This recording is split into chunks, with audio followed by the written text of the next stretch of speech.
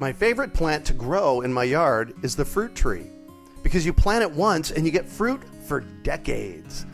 If you have ever been curious on the best ways to be successful in growing fruit trees, today is your lucky day.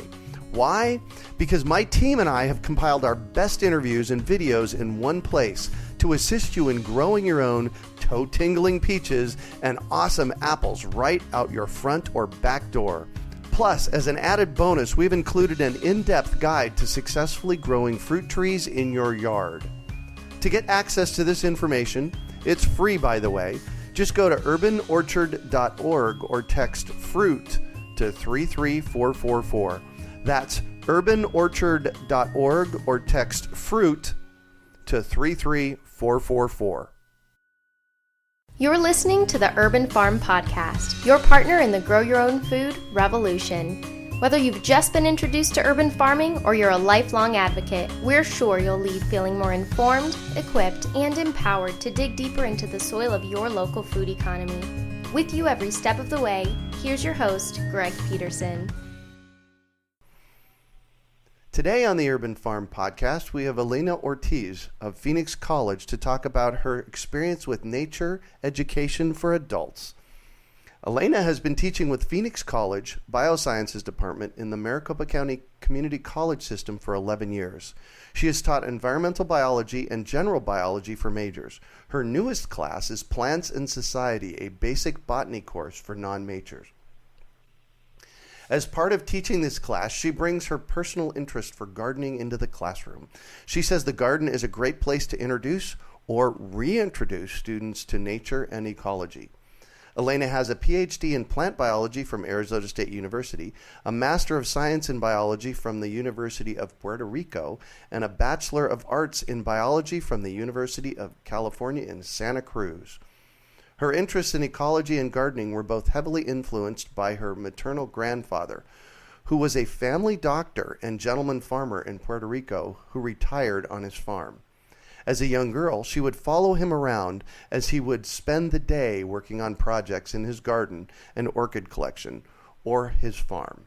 She credits him for most of the knowledge of natural history of Puerto Rico that she still remembers today. Welcome to the show today, Elena. Hi, Greg.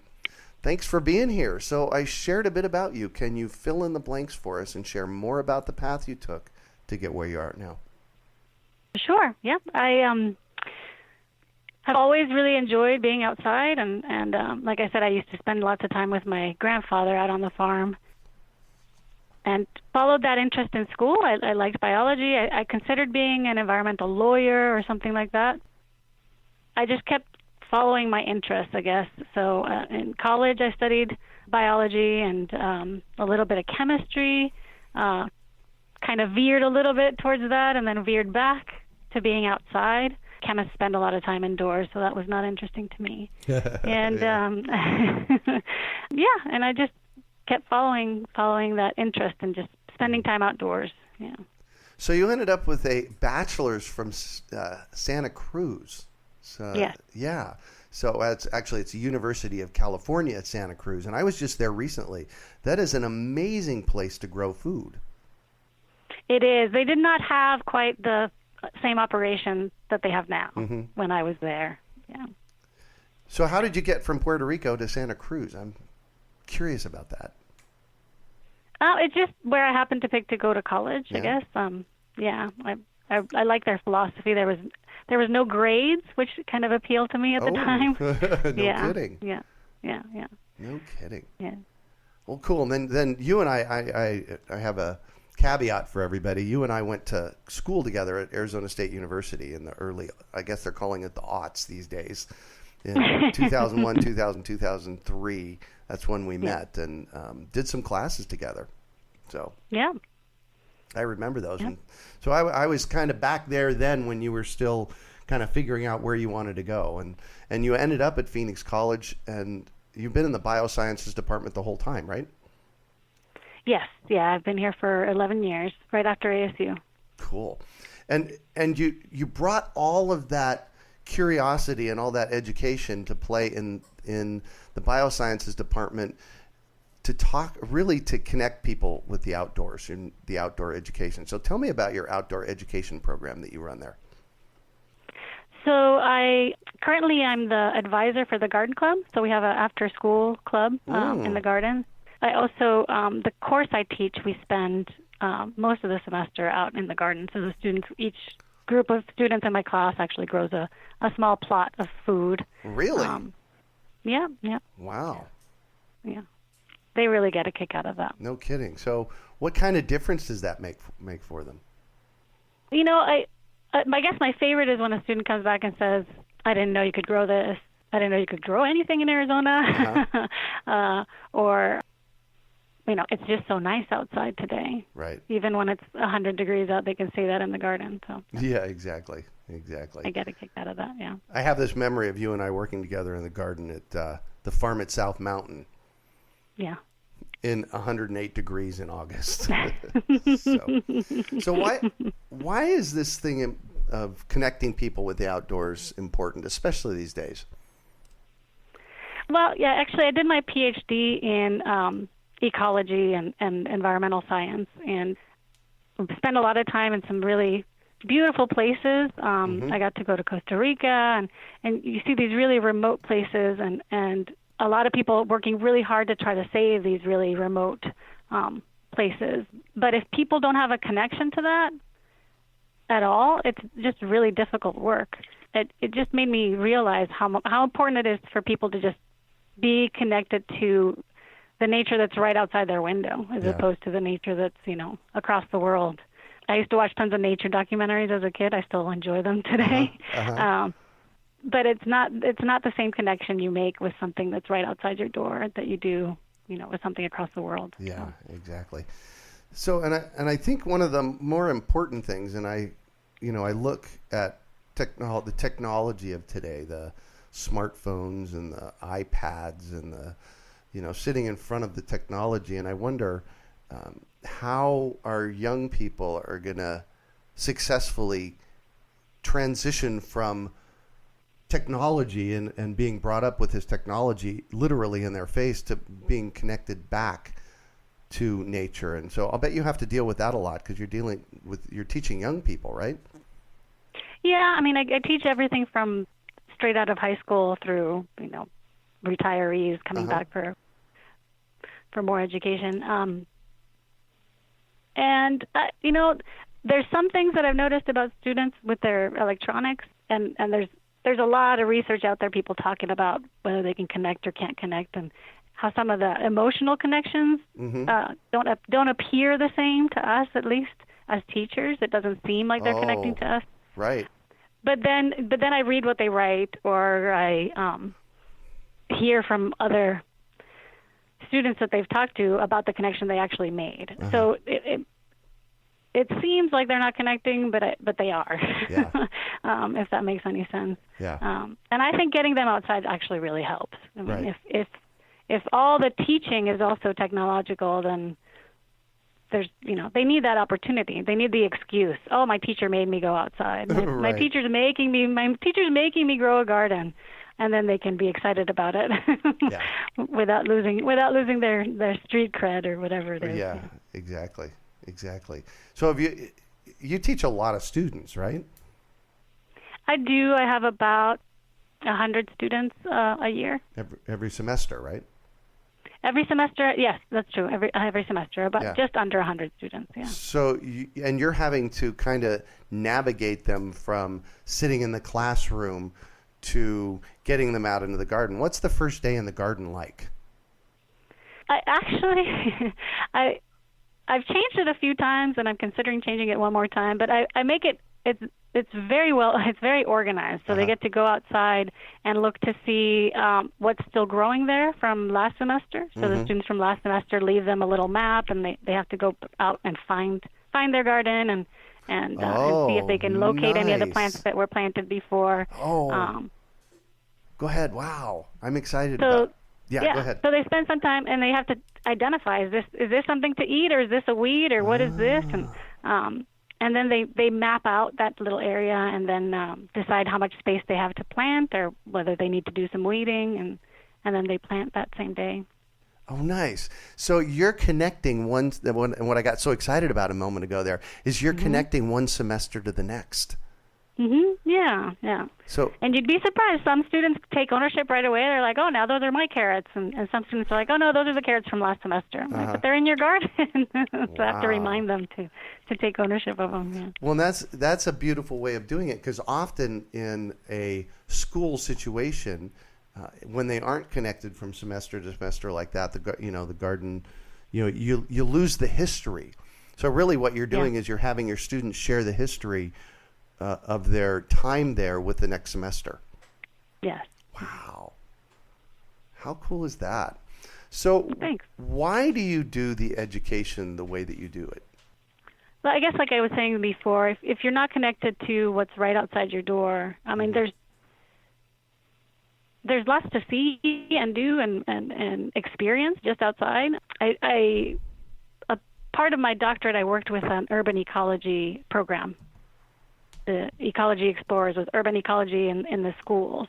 And it really helped me see how important it is to get kids outside to look at the birds and to look at the insects. And I thought, if this is good for school-age kids, it's good for college kids. I mean, if they haven't had that experience before, it's a great time to introduce it. If they have had that experience before, they're going to be receptive to it and open to it, to doing it again.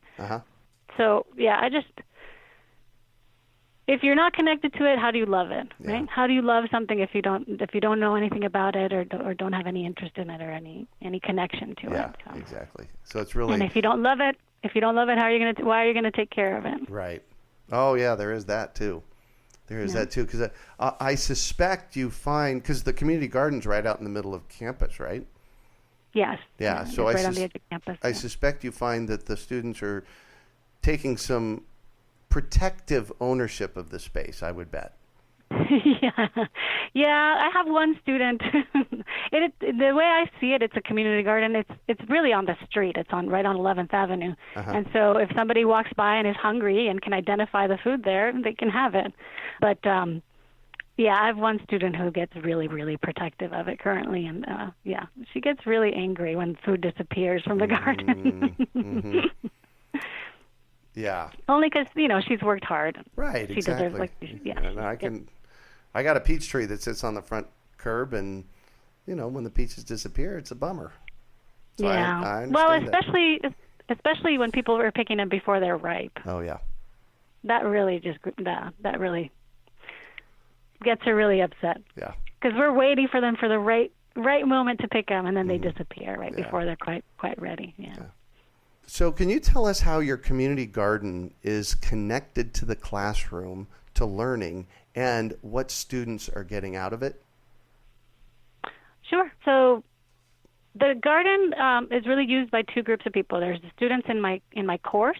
It's a general studies science course. So, all your people in multiple different majors have to take a science course. That's the science course I teach. And so we cover basic biology, things like genetics and biochemistry, just the basics of what everyone should know about biology. And I feel like it really comes to life when they're in the garden. When we're talking about genetics, if they're growing peas, they get to see, oh, those are the flowers. They look just like Mendel peas. Yes, those are Mendel's peas. Yeah. That's basically it. When we talk about nutrition, we talk about all the different vitamins and So it brings the material to life, I think. The other part of the garden is also used for the garden club, which is any staff or community members or students who are interested in learning about gardening. They can come and plant and grow and prepare the soil and all that. So it connects. So they can learn not just in the class, but students can learn even after they've left the class or before they've taken the class. Got it. They can come learn about the garden as well. Exactly. And how do you integrate a class into the garden space and the garden club? Do they both have their own spaces? They do. They both have each their own spaces, yeah. And that seems to work. That seems to work, yeah. And the garden club also helps in between semesters. Oh, right. Yeah, to help maintain some of the gardens before the semester starts, yeah. Yeah. Now, I know that there's a greenhouse that sits on the space. It's got to be, 10 by 20? Yeah. Do you use that? We do. We use it quite a bit. We have some tropical plants in there. We grow seedlings. We get stuff started for the garden. There's some interesting collections. Students will bring plants that they find they find interesting. So yeah, cool. So when did you start the garden? So in 2011 or 2010, we got sort of a new garden built out. Previous to that, the instructor who was teaching this class, her students had basically taken over some plots of land along the building, and so I guess the college decided it was time to give us a proper garden space. So once we got the space, I knew that the course wouldn't be using all of it, and I set out the call. I said, if I open a club, will people show up? And I had a good handful of people who really got into it. I mean, summertime came and they wanted to keep meeting. Are we meeting in the summer, Dr. Ortiz? I wasn't planning on it, but if you guys want to meet, I guess we'll meet in the summer too. Well, yeah. And this is faculty and students. Yeah, so now it's become like staff and students. I have several different, just people who work on campus who come by and work in the garden as well. Nice, nice. What's the value? So I have a garden at the house here, and I work in the garden alone. You have a community garden. Tell us about the value of that, of working in it in community. Well, I can tell you the space I've got, I would not be able to maintain by myself the way we're maintaining it. These students, the energy that they bring is huge. I mean, that there's no way that this would keep going without the energy that they bring. And knowledge. So some of the community members and staff members and other people who come into the garden bring knowledge. Some of the students bring knowledge. We're just constantly sharing with each other resources. They'll tell me, I found a new nursery down the street, or they'll just bring in all kinds of resources that by myself it wouldn't happen. Yeah. So can you tell us how this project is received each semester? Well, I know that I get all kinds of compliments. So other faculty, we come back to the beginning of the semester, we have a big meeting, everybody gets together, and I'll get all kinds of comments on, the garden looks great, this or that. And I just put it right back to my students because they really do all the work. Yeah. So, and every semester, there's a few more students interested. We have a lot of turnover as a community college. I'm sure. So, so the students aren't here more than a couple of years. And the fact that it's still going 6 years later tells me that there's definitely an interest, and it seems like more of an interest every year. Yeah. So can you tell me about one of your star students and the difference that this project has made for them? Yeah, absolutely. I have a student just recently graduated from ASU, so she finished here and then finished there as well. Yeah, and she was one of the original founding members of the garden club, and just so enthusiastic. I found a way to pay her as a student worker to help maintaining the garden and the greenhouse. And she told me that giving her that space for her to grow was just something she never expected, and she says she would not be the same without it. She's pursued an interest in plants and biology and gardening. So I can't imagine without this opportunity there for her. I don't know. Yeah. I mean, I'm sure we would have managed, but yeah, it was great for her, definitely. I happen to know the student you're speaking of, and this person is a pretty big rock star out there in doing this kind of work in the community. So she's carried it past Phoenix College, has she not? Absolutely. Yeah, definitely. What's she doing with it out in the world? Honestly, she's having a blast. So I'll occasionally hear reports back of things she's doing and gardens she's working on. I get, that's really what counts, right? She's having a blast. Yeah. She's having a blast. I can't keep up, so. Exactly. So I want to shift on you. Can you talk about a time you failed, how you overcame that failure, and what you might have learned from it?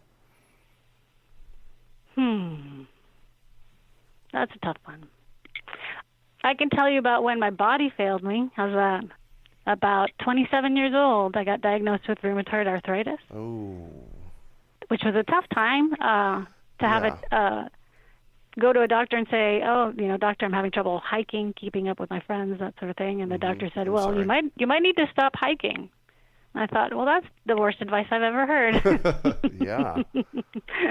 And so, that whole time period, I mean, I'm still, it's an ongoing thing, right? It never goes away. Uh-huh. It's a constant managing. But I think it's obviously made me who I am today as well. You overcome, you do what you got to do, I guess, is what I've learned from that one. Yeah. Yeah. So you keep going, it sounds like. Right. Yeah. You just keep going. You find ways to manage it. You find ways to keep up your spirits and find ways to manage it for sure. Cool. What do you consider your biggest success? Some of my students I would consider my biggest success. Yeah. This student we were just talking about would probably be one of my greatest successes if I had to pick something like that. Absolutely. And being able to mentor somebody and to help them find joy and purpose. I mean, there's nothing like it. Yeah. I'm finding for me as I get older, the whole notion of mentoring people is, for me, an extraordinary way to make a difference in the world, and I really like doing that.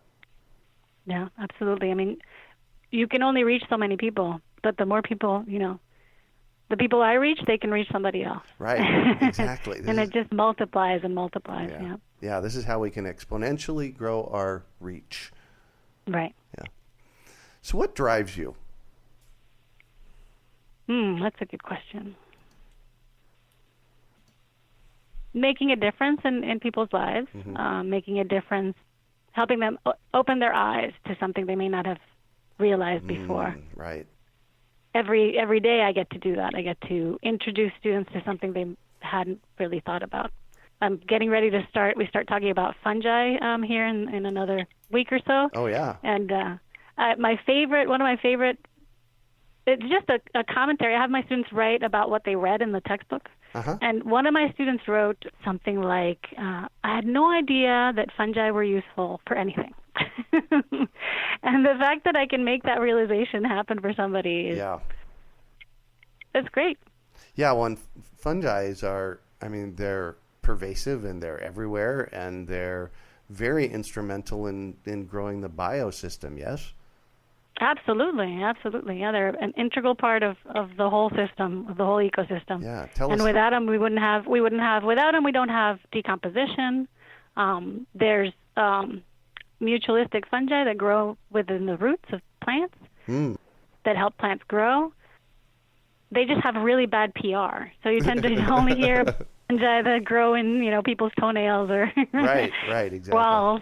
So people don't have a good view of them. So, right. Yeah. Well, plus, we eat them. Yeah, there's that too. In the form of mushrooms, and people don't get that either. Yeah. Yeah. One of my favorite things to do is I put wood chips around all the trees here at the urban farm, and the woodier, because trees love woody mulch, and going and digging into that, pulling a handful out of that, and having all this white fungi growing throughout the space. It's amazing to look at. Well, it's definitely a healthy system when you see that. Yeah. My students will occasionally find mushrooms in the garden and freak out. Oh, what is this? This is bad. Yeah. It's fine. It's good. It's a good thing.